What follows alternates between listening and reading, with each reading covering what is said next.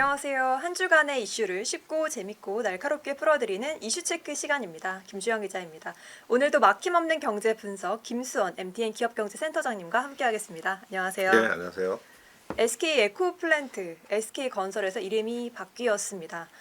그만큼 건설회사가 아니라 종합 친환경회사로 거듭나겠다는 의지를 보였는데요. 실제로 그동안 많은 친환경 기업들을 사들이기도 했습니다. 이로 인해 차입금도 증가했는데요. 그래서인지 최근에 SK 에코플랜트가 환경기업 매각을 검토한다는 소식이 들려옵니다. SK 에코플랜트는 왜 환경기업들을 그동안 사들였고 이제 와서 왜 매각을 검토하는지에 대해서 살펴보도록 하겠습니다. 예, 오늘 이야기 주제는 쓰레기, 네. 인간 쓰레기 말고 진짜 네. 쓰레기, 인간 쓰레기 말고 진짜 쓰레기 이야기를 좀 하려고 하는데요. 김주영 기자가 말씀하신 대로 SK 에코플랜트라는 회사입니다. 우선 에코플랜트라는 회사는 여기 보시는 것처럼 이제 크게 세 가지 사업 부문이 있죠. 환경 사업이 있고 또 에너지 사업이 있고 솔루션 사업. 이 회사가 옛날에는 SK 건설이라는 회사였습니다. 그래서 여기 솔루션 사업이라고 하는 게 사실은 옛날에 했던 이제 건설 사업 부문을 말하는 거고. 토목이나 플랜트 이런 게 맞습니다. 포함되는군요. 예. 그다음에 에너지 사업은 이제 이 회사가 연료 전지나 수소 사업, 해상 풍력 같은 걸 좀 하고 있어요. 그쪽을 이야기하는 거고, 제일 위에 있는 환경 사업 이게 그 쓰레기, 그러니까 이 폐기물을 매립하거나 소각하는 사업이거든요. 그래서 인간 쓰레기들도 좀 매립을 하면 좋은데 그런 건 하지 않습니다. 이 회사는 생활 쓰레기, 산업 쓰레기 이런 것만 하는데. 대기업이 한다고 생각은 잘 안 그렇죠. 되는 분야이네요. 이게 왜 이게 SK 같은 대기업이 이렇게 폐기물을 매립하고 소각한다. 이게 뭔가 좀 잘 안 어울리잖아요. 네. 수처리 같은 것도 있지만.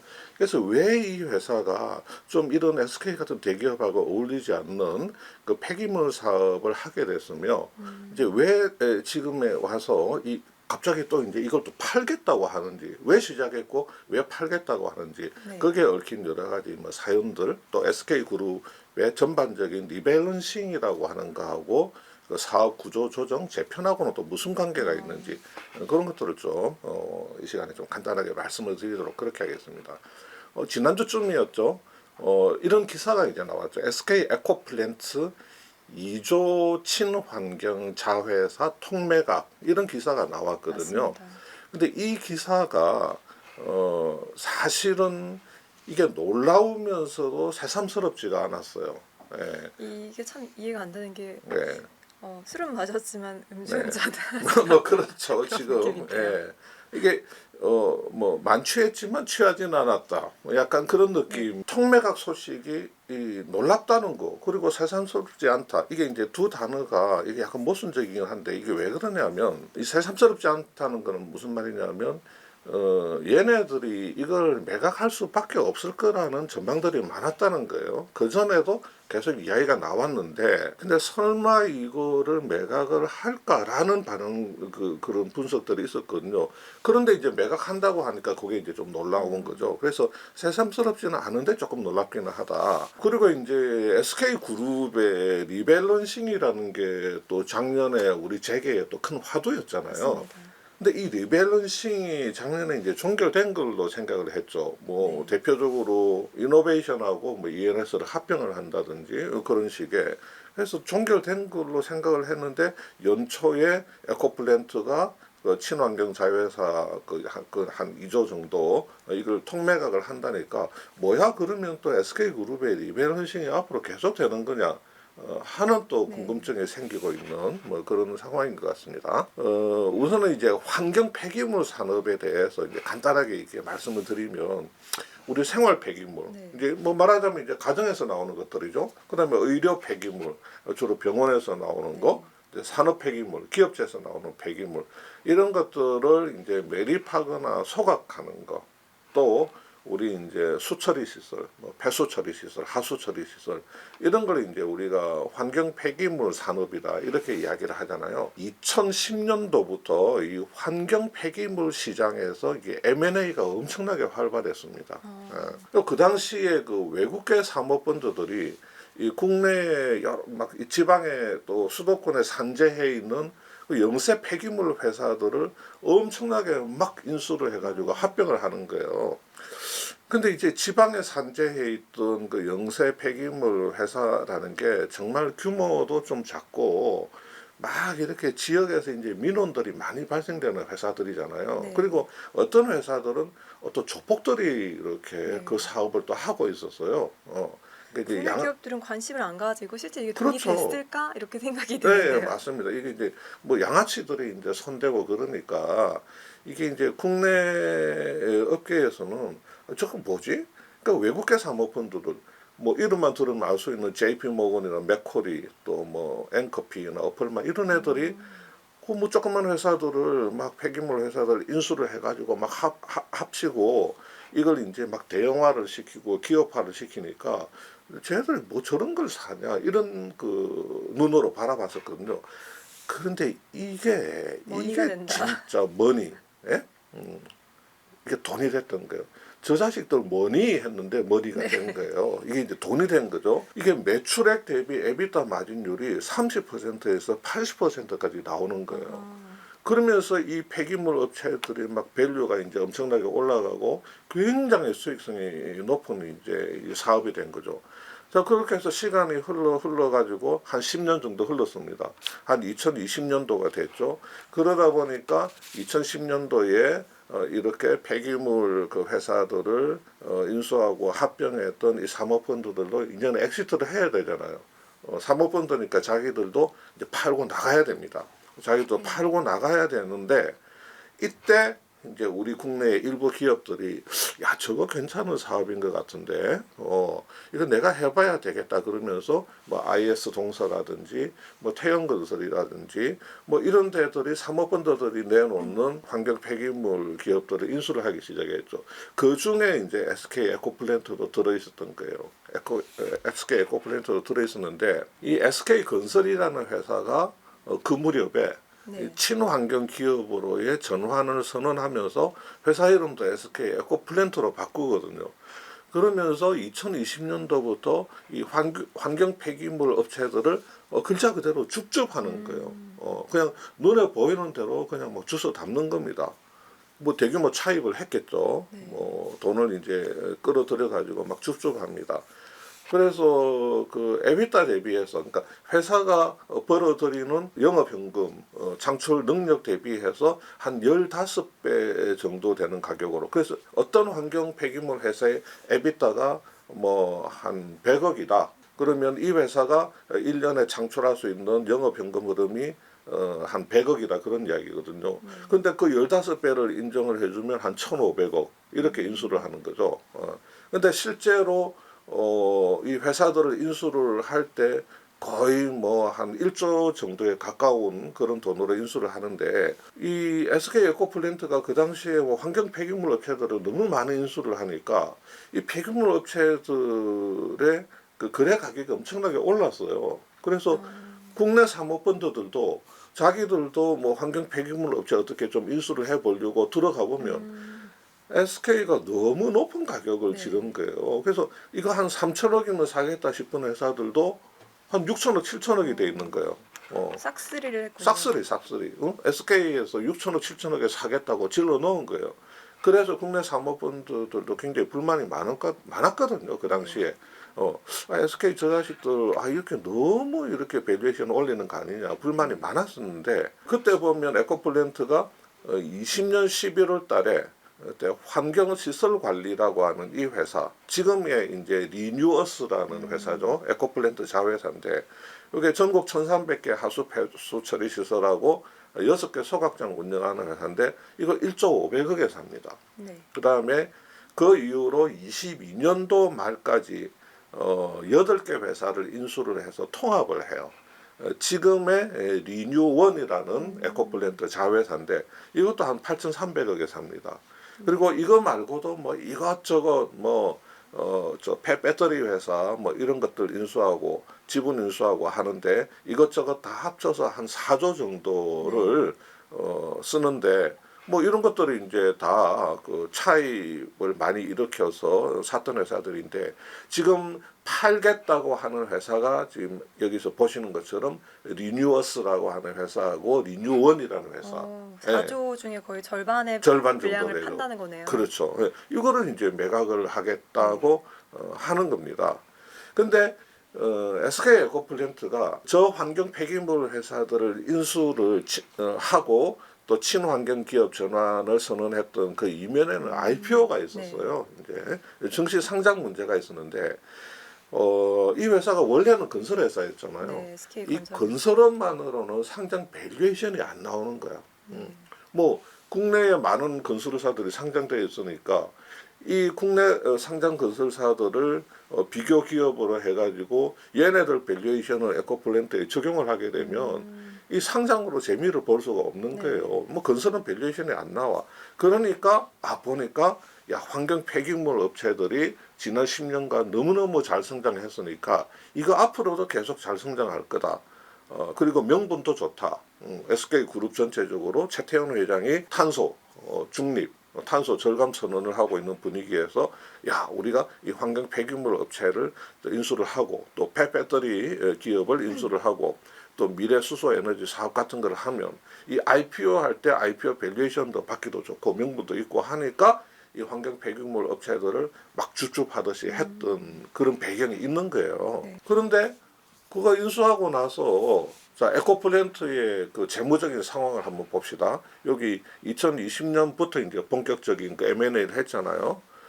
자, 그 전에 뭐 매출이 보면 뭐 9조, 뭐 8조 7천억 하던 회사인데 이거 23년도 기준으로 매출이 역시 한 8조 9천억이에요. 그러니까 지금 뭐 비슷한 수준입니다. 그렇게 M&A를 많이 하긴 했지만 그 다음에 보면 한번 눈여겨봐야 될 게 총차입금 있잖아요.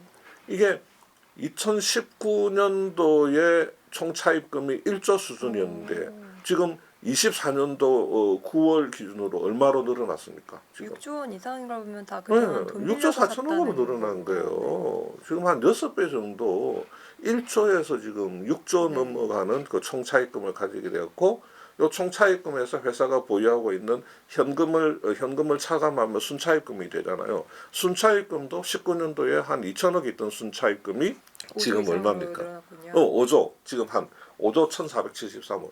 여기까지 늘어난 거예요. 굉장한 재무 부담이 커졌네요. 그럼요. 그러니까 이게 실제로 지표를 하나만 더 볼게요. 여기 보면 회사가 그 1년 동안 벌어들이는 그 영업현금 창출 능력에 대비해서 회사가 안고 있는 순차입금이 몇 배냐?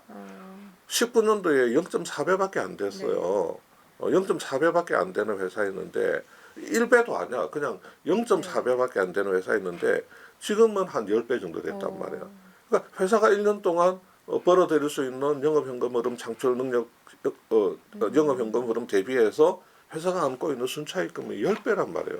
네. 그러니까 이런 상황으로 회사의 재무 구조가 흘러가다 보니까 이게 한번 IPO를 하려고 하다가 뭐 시장 상황도 안 좋았지만 회사의 재무적인 상황도 안 좋은 상황에서 IPO를 쉽게 할 수가 또 없었던 거죠. 그 다음에 이제 그러면 왜 저렇게 그렇게 막 에비타 마진율이 30%에서 80%까지 나던 회사들을 이렇게 줍줍을 했는데 왜 저렇게 재무적인 상황이 안 좋아졌느냐. 이 3일 PwC 자료를 보면 19년도하고 20년도에 그 폐기물 처리 단가가 그 당시에 톤당 12, 3만 원이었어요. 근데 21년도부터 단가가 엄청나게 하락합니다. 그러면 SK가 본격적으로 줍줍하던 그게 20년, 네. 21년도잖아요. 그 줍줍을 했는데 이 폐기물 처리 단가가 하락한 거예요. 그래서 23년도에는 톤당 5만 원대밖에 안 돼. 돈 좀 벌어보려 했더니 오히려 그렇죠. 그러니까 2010년도 수준으로 지금 회귀를 해버린 거예요. 예. 이렇게 폐기물 처리 단가가 낮아졌는데 뭐 경기 침체가 있다 보니까 폐기물 발생량이 경기 침체되면 당연히 폐기물 발생량이 좀 줄어들겠죠, 그죠? 그리고 뭐 충청권에서 3개 매립장이 새로 사업을 개시하다 보니까 폐기물 그 매립 소각장의 공급이 늘어난 거예요. 그러다 보니까 당연히 자연스럽게 단가는 급락하게 된 거죠. 자, 이렇게 이제 폐기물 그 매립 소각장의 이제 업황 자체가 또 안 좋아졌는데 회사는 회사대로 이런 M&A들을 한다고 총 차입금이 19년도에 1조인데 24년 9월 말에 6조 4천까지 아까 보신 대로 그렇게 늘어났는데 이게 연간 이자 비용이 여기서 한 3천억 넘게 나오는 거예요. 그럼 이자로만 지금 3천억 넘게 네. 물고 있는 상황이고 그다음에 이제 뭐 사모펀드나 금융회사들한테 CPS, 이제 전환 우선주나 RCPS, 상환 전환 우선주를 한 1조를 발행했거든요. 그러니까 이거 우선주니까 배당을 해줘야 되잖아요. 그러니까 연간 뭐 배당도 한 수백억. 그리고 얘네들한테 또 IPO 약속을 한 거예요. 3년 내에 상장하겠다. 상장하지 않으면 또 바로 그 원리금 부담이 생기는 이런 이제 조금 깝깝한 상황에 계속 처해 있었던 네. 거죠. IPO도 못하고 그렇죠. 부담액도 늘어나고 예. 그 처치를 IPO도 안 만들게 되면서 이자 부담은 늘어나고 뭐 그다음에 이런 그 인수했던 환경 폐기물 업체들이 수익성이 별로 좋지 않고 뭐 기껏해야 뭐 이익률이 뭐 5% 언더 뭐 한 2, 3%밖에 안 나는 그래서 IPO 밸류에이션에 별로 도움이 되지 않는 이런 그 친환경 업체들 갖고 있어봐야 뭐 그런 상황에 있었던 거죠. 그래서 회사의 이제 캐시플로우를 여기서 한번 보시면 자 21년도부터 뭐 24년 3분기까지 이게 어떻습니까? 이게 보시면 굉장히 악화되고 있군요. 예, 그러니까 이게 흐름이. 그렇죠, 맞습니다. 이 제일 밑에 그 FCF 이제 프리캐시 플로우를 보면 한 번도 플러스였던 적이 없어요. 마이너스 1000, 마이너스 2000, 마이너스 1점, 마이너스 8000. 그러니까 이게 회사가 이제 잉여 현금 흐름이 없으니까 할 수 없이 또 돈을 차입을 해야 되고 차입을 했는데 가지고 있는 환경업체도 수익성은 안 좋으니까 또 잉여 현금 흐름이 마이너스니까 또 차입을 해야 되고 계속 그런 식으로 이제 반복적인 패턴을 계속 이어왔다는 거죠. 자, 이렇게 하다가 이제 뭐 24년도까지 이제 흘러왔는데, 그리고 24년도에 이제 SK그룹 전체적으로 야, 이거 안 되겠다. 좀 사업 전반을 좀 재검토를 하고 리밸런싱을 해야 되겠다. 하는 상황에서 이제 딱 보니까 야, 에코플랜트 이거 그냥 이대로 가면 안 되겠다. 하니까 어떻게 했냐면 지주회사, 주 SK가 가지고 있는 회사 두 개를 에코플랜트한테 넘겨줬잖아요. 네. 하나는 이제 반도체용 특수가스 회사 SK 에어플러스 이게 좀 돈이 되잖아요. 네. 반도체 특수가스 그다음에 반도체 모듈 기업 SN코 요 두 회사를 에코플랜트한테 줬는데 이거 뭐 때문에 줬겠어요? 사업 재조정을 통해서 SK 에코플랜트를 살리기 위한 그렇- 차원이 아니었을까요? 그렇죠. 뭐 네. 에코플랜트 구하기죠. 뭐 네. 에코플랜트 일병 구하기죠. 야 이거 좀 캐시플로우가 안정적으로 잘 나오는 회사니까 이거 갖고 가라. 갖고 가가지고 이 현금을 좀 활용을 해서 너네들이 좀 먹고 살면서 IPO 기회를 다시 봐라. 뭐 이런 식으로 이제 보낸 거죠.